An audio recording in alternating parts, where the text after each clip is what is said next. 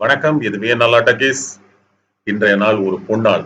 இந்திய ஜனநாயக வரலாற்றில் மிகப்பெரிய சம்பவத்தை நிகழ்த்தி இருக்கிறது நமது மாண்புமிகு உச்சநீதிமன்றம்.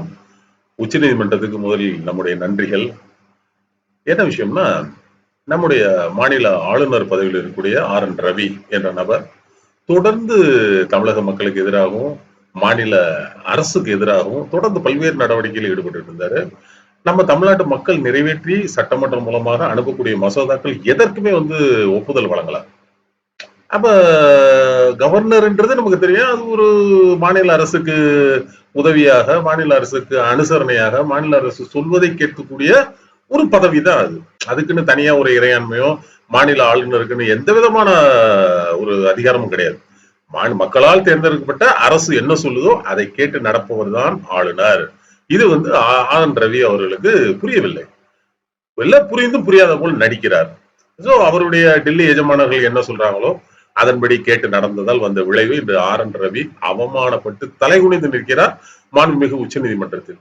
இன்று மாண்புமிகு பர்திவாலா மகாதேவன் அமர்வு உச்ச நீதிமன்றத்துல தமிழக அரசின் மனுவை ஏற்று அருமையான தீர்ப்பு கொடுத்திருக்காங்க. ஏன்னா தமிழ்நாடு சட்டமன்றம் இயற்றி அனுப்பி இருக்கக்கூடிய மசோதாக்கள் பலவற்றை நிராகரிப்பதும், திருப்பி அனுப்புவதும், அல்லது 2 முறை பெற்றுவிட்டு அதை மீண்டும் ஜனாதிபதிக்கு அனுப்புவதும் முழுக்க முழுக்க சட்ட விதிமீறல், சட்ட முறைகேடு.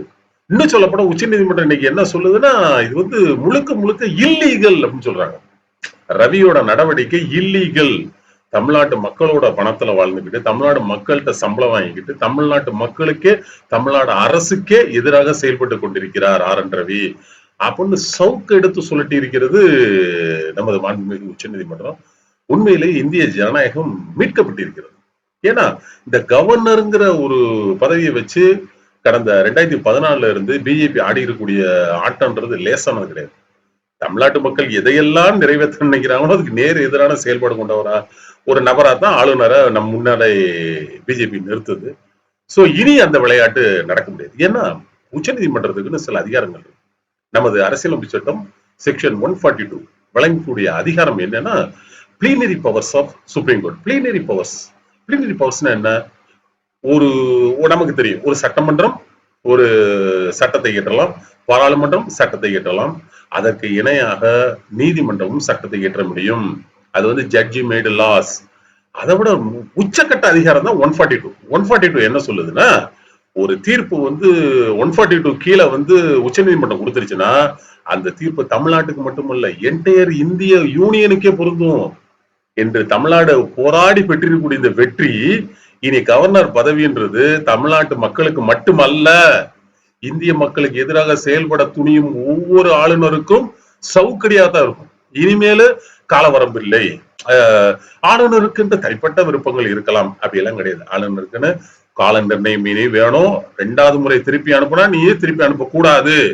வேணா அதுல ஒரு ஸ்பெல்லிங் மிஸ்டேக் இருக்கு, இல்ல கருத்து ரீதியான ஒரு மிஸ்டேக் இருக்குன்னா நீ 2வது தடவை நீ ஜனாதிபதிக்கு அனுப்பிக்கலாம். ஆனா அதே ஃபார்மட்ல அதே சட்டத்தை திருப்பியும் உனக்கு அனுப்புறாங்க அப்படின்னா நீ அனுமதி கொடுத்துத்தான் ஆக வேண்டும். சோ உனது நடவடிக்கை இல்லீகல்னு சொல்றாங்க. இது வரைக்கும் நம்ம 1947 ஆகஸ்ட் 17 சுதந்திரம் வாங்கினதுல இருந்து எந்த ஆளுநருக்கும் இப்படி ஒரு செப்பல் ஷாட் கிடைச்சதில்ல. இது ரொம்ப உண்மையிலே RN ரவி என்ற நபர் இனியும் அந்த பதவியில இருக்க வாய்ப்பு இல்லை என்றுதான் நினைக்கிறேன். இருந்தாலும் அவருக்கு தான் அசிங்கம்.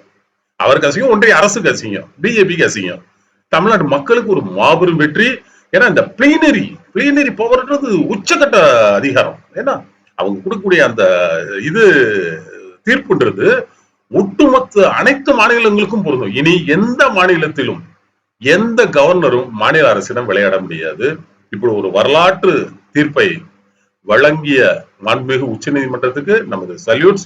அதை போலவே தமிழக முதல்வர், அவர் சார்ந்திருக்கக்கூடிய திமுக கட்சி, இது சார்பாக வாதாடிய வழக்கறிஞர்கள் அனைவருக்கும் நமது வியன்னா டாக்கீஸ் வாழ்த்தையும் நன்றியும் தெரிவித்துக் கொள்கிறேன்.